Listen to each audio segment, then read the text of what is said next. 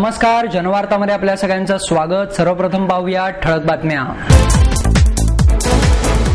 डॉक्टरांच्या संरक्षणासाठी केलेल्या कायद्याची काटेकोर अंमलबजावणीची खबरदारी गृह खात्याने घेतली पाहिजे, असा टोला केंद्रीय कृषी मंत्री शरद पवार यांनी गृहमंत्री आर पाटील यांना लगावला।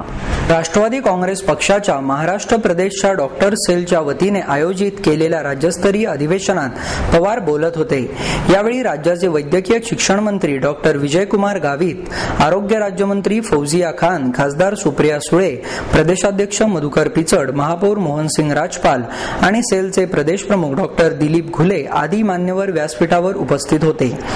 अधिवेशनाला उपस्थित राहिल्यानंतर थेट व्यासपीठावर न जाता पहिल्या रांगेत बसून शरद पवार यांनी डॉक्टरांचे घराणे ऐकून घेतले, त्या संदर्भातील टिप्पणीही लिहून घेतली। त्यानंतर डॉक्टरांच्या मागण्यांवर त्यांनी भाष्य केले।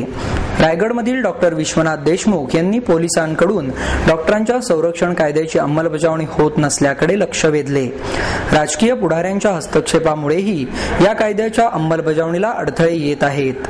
त्यात इतर पक्षांबरोबरच राष्ट्रवादी काँग्रेसच्याही स्थानिक नेत्यांचा समावेश आहे, अशी टीकाही त्यांनी केली। तोच धागा पवार यांनी पकडला। डॉक्टरांच्या संरक्षणासाठी केलेल्या कायद्यात काही उणिवा राहिल्याचे दिसते, तसेच या कायद्याला प्रशासनाने हरताळ फासणे हे योग्य नसल्याचे त्यांनी यावेळी सांगितले। राज्यातील सरकारी आरोग्य सेवांचा दर्जा, तेथील सुविधा आणि औषधांचा पुरवठा याची काळजी करण्यासारखी परिस्थिती आहे, असेही फौजिया खान यांच्याकडे निर्देश करून पवार यांनी स्पष्ट केले। ग्रामीण भागात वैद्यकीय सेवा देणाऱ्या डॉक्टरांना काही सोयी सुविधा पुरवल्या पाहिजेत, त्यांना करात सवलत देणे, त्यांच्या मुलांच्या भविष्यासाठी उच्च शिक्षणात राखीव जागा देणे, वैद्यकीय उपकरणांच्या खरेदीत सवलत देणे अशा योजना आखल्या पाहिजेत। त्यामुळे नागरी आणि ग्रामीण वैद्यकीय सेवेतील दरी कमी होईल। ग्रामीण भागातही भविष्य आहे, अशी हमी डॉक्टरांना दिली पाहिजे, असेही पवार यांनी यावेळी सांगितले। वैद्यकीय शिक्षणातील पदव्युत्तर पदवी आणि सुपर स्पेशालिस्ट डॉक्टरांचा बॉन्ड रद्द कोणत्याही परिस्थितीत केला जाणार नाही, तसेच बॉन्डचे उल्लंघन केल्याबद्दल भरावी लागणारी रक्कमही कमी होणार नाही, असे राज्याचे वैद्यकीय शिक्षण मंत्री डॉक्टर विजयकुमार गावित यांनी स्पष्ट केले। उच्च शिक्षण घेतलेले डॉक्टर राज्याच्या ग्रामीण भागात वैद्यकीय सेवा देण्यासाठी जात नाहीत। या विद्यार्थ्यांना डॉक्टर करण्याचा खर्च सरकारने उचललेला असतो, त्यामुळे सामाजिक बांधिलकी जपण्यासाठी त्यांनी 1 वर्ष ग्रामीण भागात सेवा देणे आवश्यक आहे। पण ग्रामीण भागातील आरोग्य सेवेसाठी 8000 डॉक्टरांची यादी देऊनही त्यातील फार कमी डॉक्टर कामावर रुजू होतात, याकडे डॉक्टर गावित यांनी लक्ष वेधले। स्त्री भ्रूण हत्या रोखण्यासाठी डॉक्टरांनाच खबऱ्या बनवण्याची योजना आरोग्य खात्याने आखली आहे। गर्भात मुलगी असल्याने गर्भपात करण्यासाठी आलेल्यांची नावे डॉक्टरांनीच गुपित जिल्हाधिकाऱ्यांना कळवावीत, अशी ही योजना आहे। तसेच पालकांची मानसिकता बदलण्यासाठी जिल्हाधिकाऱ्यांच्या नेतृत्वाखाली सल्लागार कक्ष स्थापन करण्यात येणार आहे, अशी माहिती यावेळी आरोग्य राज्यमंत्री फौजिया खान यांनी दिली। राजीव गांधी स्मृती कला पुरस्कार प्रसिद्ध अभिनेते जॅकी श्रॉफ यांना प्रदान करण्यात आला। प्रियंका महिला उद्योग संस्था आणि वसंतदादा सेवा संस्थेच्या वतीने दिला जाणारा राजीव गांधी स्मृती पुरस्कार उद्योजक संजय काकडे यांच्या हस्ते जॅकी श्रॉफ यांना देण्यात आला। जॅकी श्रॉफने गणेश कला क्रीडा मंचात आगमन करताच त्याला पाहण्यासाठी आबालवृद्धांनी त्याच्या बाजूने मोठाच गराडा केला। त्यानंतर सुरू असलेल्या नृत्याच्या स्पर्धांमध्ये स्वतः जाऊन आपल्याच गाण्यावर नाचत जग्गूदादाने स्पर्धकांना प्रेरणा दिली। तो म्हणाला, माझ्यावर तुमच्यासारखे प्रेम करणारे प्रेक्षक असतील तर मी 80 वर्षापर्यंत चित्रपटांमध्ये काम करीत राहीन। तुम्ही माझा हिरो हा चित्रपट आजही लक्षात ठेवला आहे, यामुळे असाच एखादा ॲक्शनचा चित्रपट पुन्हा काढण्याचा मी प्रयत्न करीन। साईबाबा ते अतिरेक्यांपर्यंतच्या विविध भूमिका मी बजावतो, पण या भूमिका तुमच्या हृदयात ठसवण्याचे काम माझे एकट्याचे नसून टेक्निशियनचेही आहे। तोच माझ्या या भूमिकेचा ठोसपणे तुमच्यापर्यंत पोहोचवण्याचा प्रयत्न करतो। लज्जा हा स्त्रियांचा दागिना आहे। जुन्या काळातील चित्रपटांमधील अभिनेत्रींमध्ये लज्जा दिसून येत होती, पण काळ बदलला आणि आज चित्रपटांमध्ये अभिनेत्रींनी लज्जा हा शब्दच बाजूला ठेवल्याचे दिसते, अशी खंतही त्यांनी यावेळी व्यक्त केली।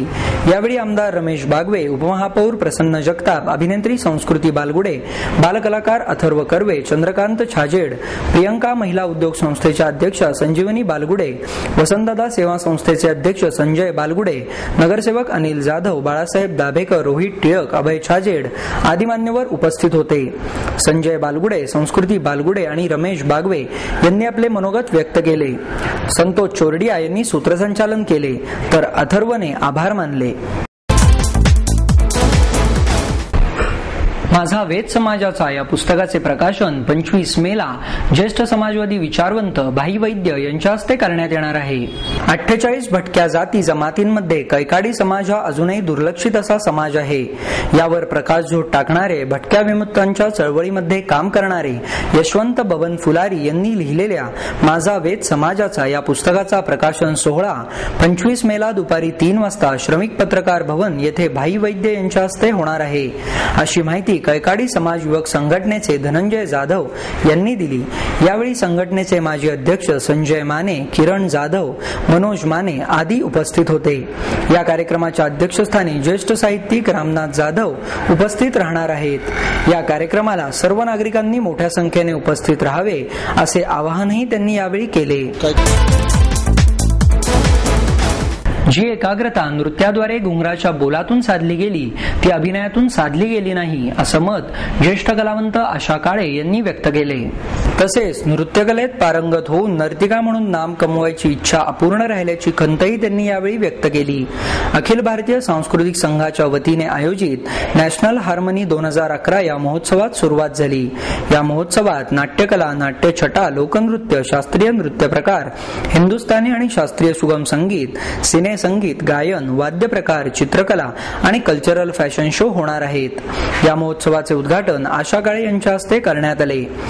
पुणे आकाशवाणी केंद्र संचालक पतंजली माधुस्कर, जयपूरच्या बंजारा फिल्म प्रोडक्शन कंपनीचे संस्थापक गिरिराज जेमिनी, अश्विनी गिरी, गीता ठकार, श्याम भुरके आदी मान्यवर यावेळी उपस्थित होते. तर अध्यक्षस्थानी रत्ना वाघ या होत्या. कलाजीवनात येऊन जवळपास मला 50 वर्ष झाली. संगीत नृत्य विषयक कार्यक्रमांना मी आवर्जून उपस्थित राहते. नृत्याद्वारे जशी ऊर्जा मिळते तशी समाधीही लागते. नृत्य ही एक पूजा आहे. नृत्यकलेशी एकरूप झाल्यास परमेश्वराचा साक्षात्कार होतो. भारतीय नृत्य प्रकाराचे साक्षात्कार होऊ शकतो. भारतीय नृत्य प्रकाराद्वारेच साक्षात्कार होऊ शकतो. वयाच्या 9व्या वर्षी पूजा नृत्य सादर केले याविषयीची आठवणही त्यांनी यावेळी सांगितली. साधी बोळी मीरा तुला या गाण्यासह इतर गाण्यांसाठी नृत्याचा उपयोग झाल्याचे काळे यांनी यावेळी बोलताना सांगितले. कलेद्वारेच नातेसंबंध अखंड ठेवता येतात. त्यात जात धर्म आड येत नसल्याचेही त्या म्हणाल्या. कार्यक्रमाचे प्रास्ताविक श्याम भुरके यांनी केले. स्पर्धेत 18 राज्यातील संघ सहभागी झाले असून स्पर्धकांची संख्या 1,500 आहे. या महोत्सवात 1,337 कार्यक्रम सादर होणार असल्याचे त्यांनी यावेळी सांगितले. सूत्रसंचालन संजय भुजबळ यांनी केले. महोत्सवाचे पारितोषिक वितरण 1 जूनला होणार आहे.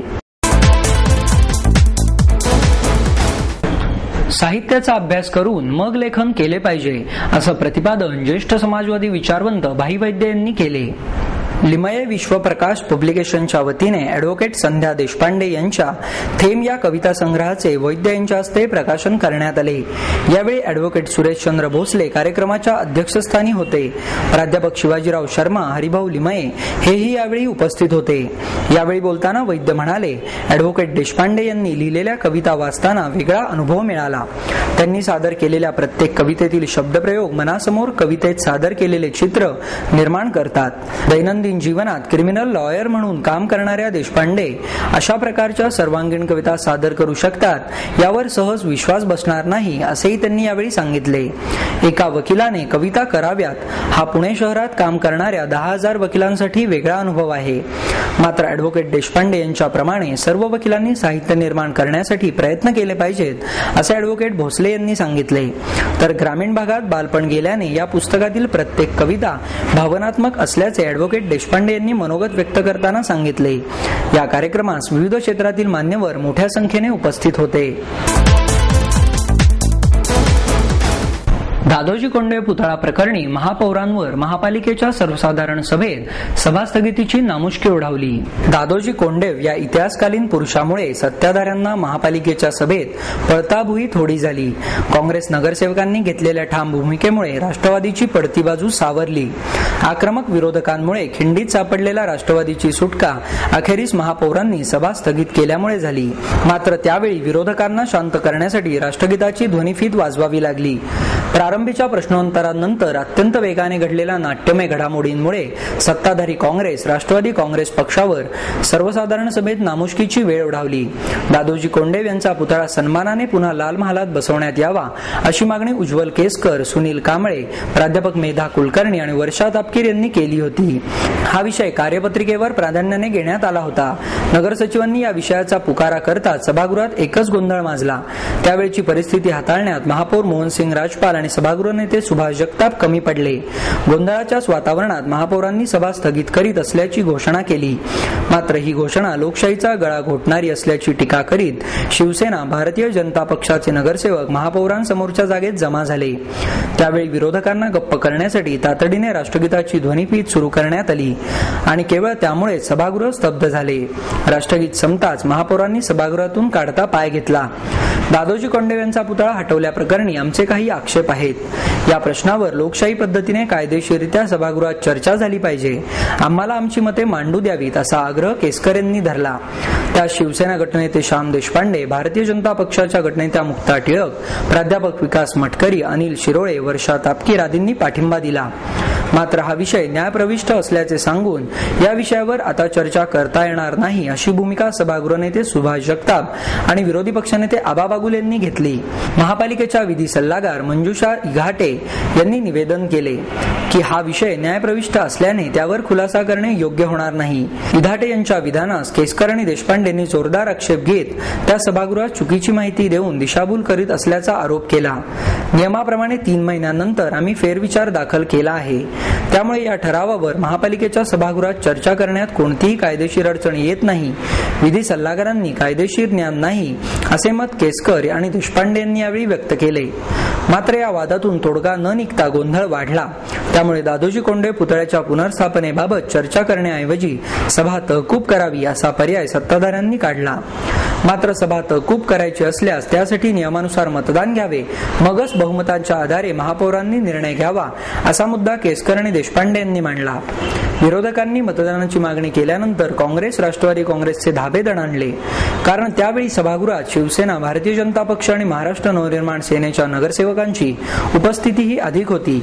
मतदान घेतल्यास पराभव ओढवू शकतो हे लक्षात आल्याने सत्ताधारी नगरसेवकांनी मोबाईलवरून गैरहजर नगरसेवकांना फोन लावण्यास सुरुवात केली. तरी सत्ताधाऱ्यांकडे पुरेसे संख्याबळ जमू शकले नाही. आयुक्त महेश पाठक विधी सल्लागारांकडून कायदेशीर बाबी माहिती करून घेत होते.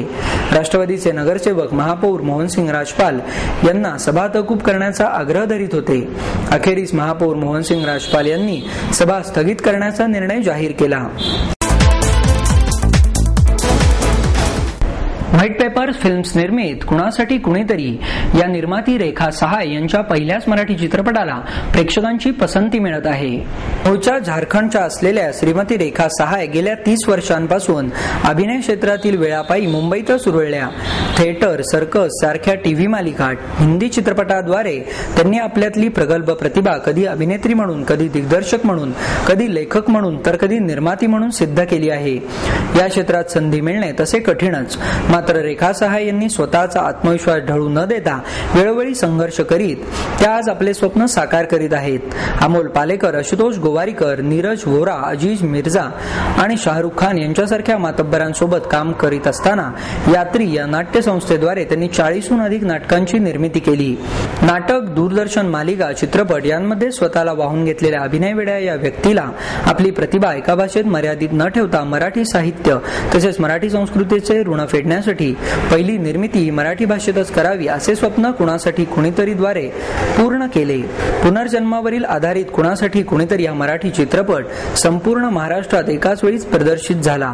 अशोक सराफ, स्मिता जयकर तसेच सनम हम आपके है बनारस 1918 अ लव्ह स्टोरी मध्ये नायक म्हणून चमकलेला हिंदी चित्रपटातील अभिनेता जीतू गोस्वामी, आदिती पोहनकर, अभय कुमार, अजय पाध्ये, श्रेष्ठा सावंत, निशिता कुलकर्णी, दर्शना धनावडे या दिग्गज कला कलाकारांना सोबत घेऊन रेखा सहाय यांनी कुणासाठी कुणीतरी या मराठी चित्रपटाची निर्मिती केली. या चित्रपटाची कथा दिग्दर्शनाची जबाबदारी अनुभवी दिग्दर्शक नितीश जगदीश यांच्यासोबत स्वतः रेखा सहाय यांनी आपल्या खांद्यावर उचलली. एका महिलेने एवढे मोठे आव्हान पेलले आहे.